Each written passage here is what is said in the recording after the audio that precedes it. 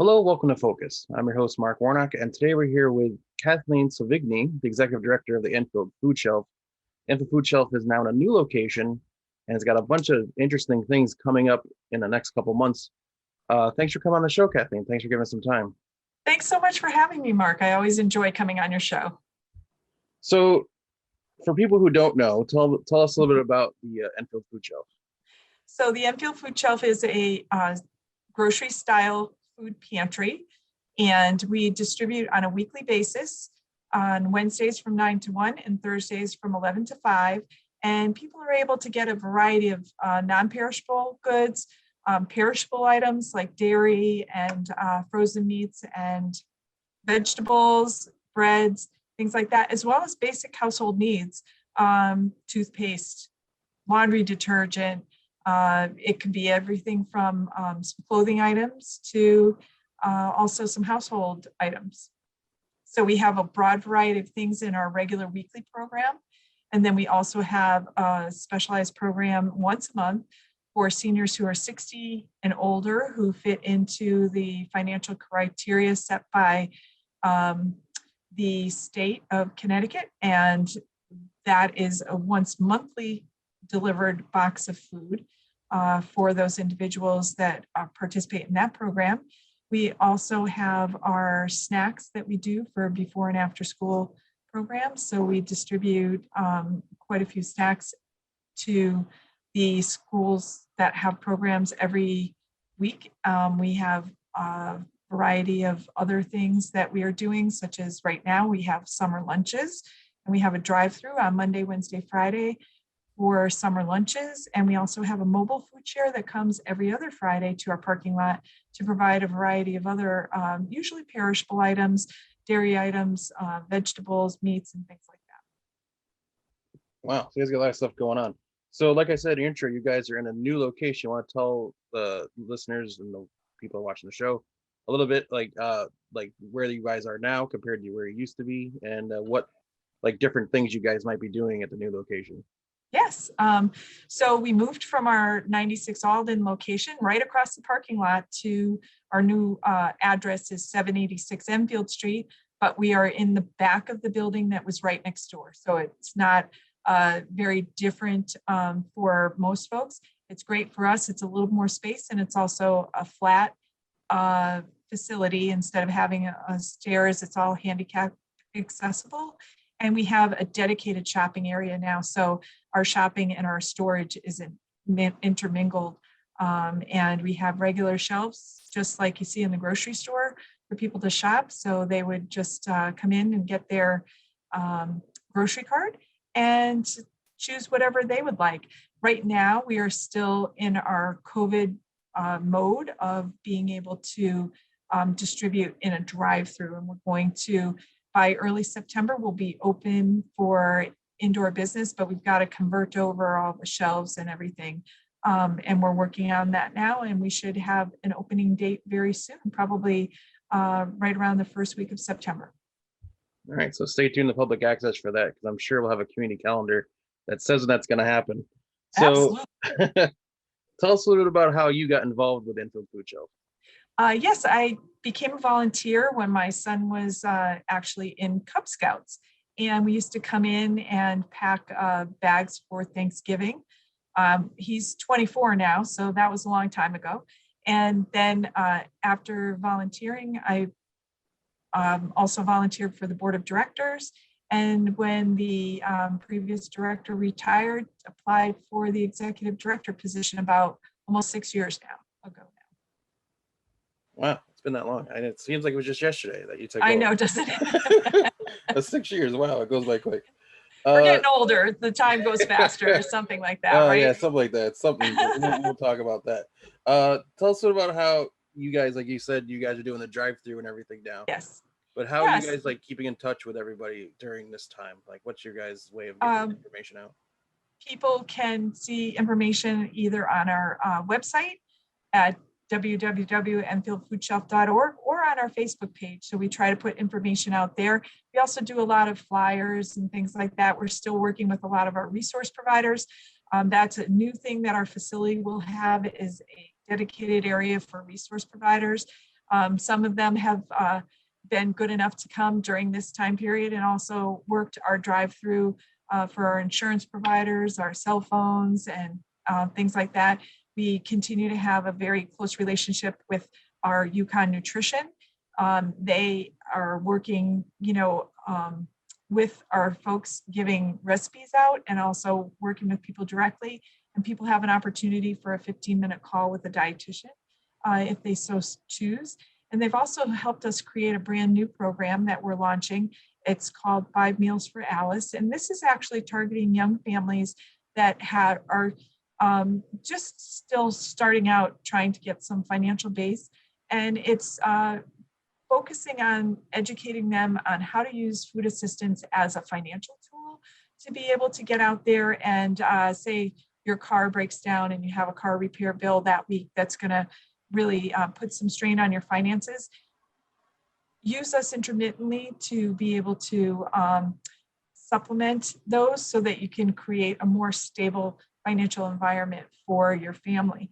And working with young families to show them how they can use resources like this intermittently or consistently if they need to ensure that not only our kids have plenty to eat when they're going to school, but it gives young families a little bit of breathing room. Yeah, and Yukon has participated in that. We're targeting 100 families right now to launch this program. And what the families will receive are 5 recipes that Yukon has created for the families with all the fixings that go with that, as well as a week's worth of groceries from here so they can see the types of things that they would have and show a lot of the other resources that we have available. Yeah, we talked about this, I think, last time I stopped at the food shelf, and yep. It's a great idea and a program that I think is going to really benefit the area. And I will say, walk around the new location, you feel like you're just in a small grocery store. It's not like, yes. So there's no, like, if people are like, oh, you kind of get rid of that stigma. It's yes, just like a small market. You don't even notice that. You don't even think anything differently. Yes, but, and that's great to hear you say that, because that's really what we were hoping for. So tell us about how things have changed during the whole pandemic with your volunteers. Like, how have you guys kept volunteers involved, and how is that going during this whole time? Yes, we are still primarily volunteer run and driven, and but we had about 80% of our volunteers furloughed because we wanted to make sure that we were providing the ample space and the correct following CDC guidelines for safety for everyone who is continuing to work with us. So it has been quite a stretch. Someone was just reminding me before I got on this call that it's almost been 18 months since we started doing our drive-through model, which is very efficient. If anyone wants to come through, we're doing telephone registrations. Just give us a call and we'll register you over the phone, and then you can come to our drive-through. The buses still come here as well. So if you want to use Magic Carpet or the senior service bus, those both drop here, and we've got it set up so that when the bus comes, people get off, get their food, get right back on. They don't have to wait at all. So it's been working very efficiently. The biggest change for us was doing the drive-throughs. So we've not only done drive-throughs and home deliveries. So for very highly compromised people, we had done some home deliveries, or people who were having transportation issues. We've done a new home delivery program.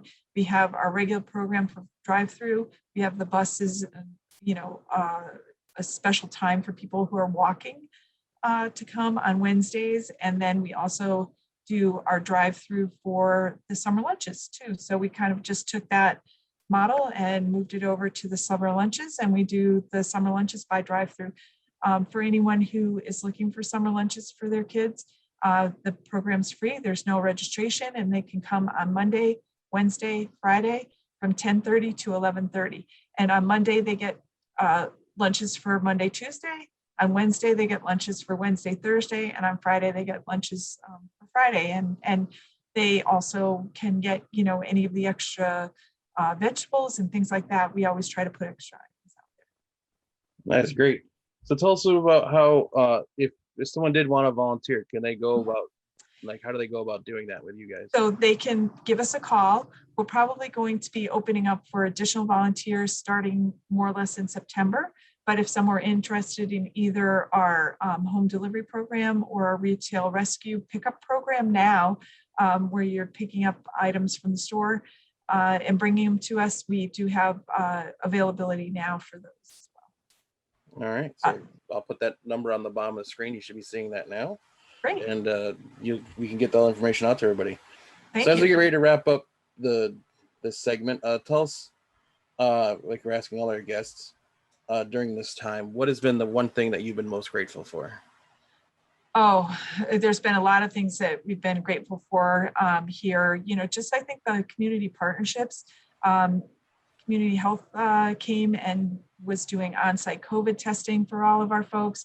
We've done on-site vaccinations here for all of our folks as well.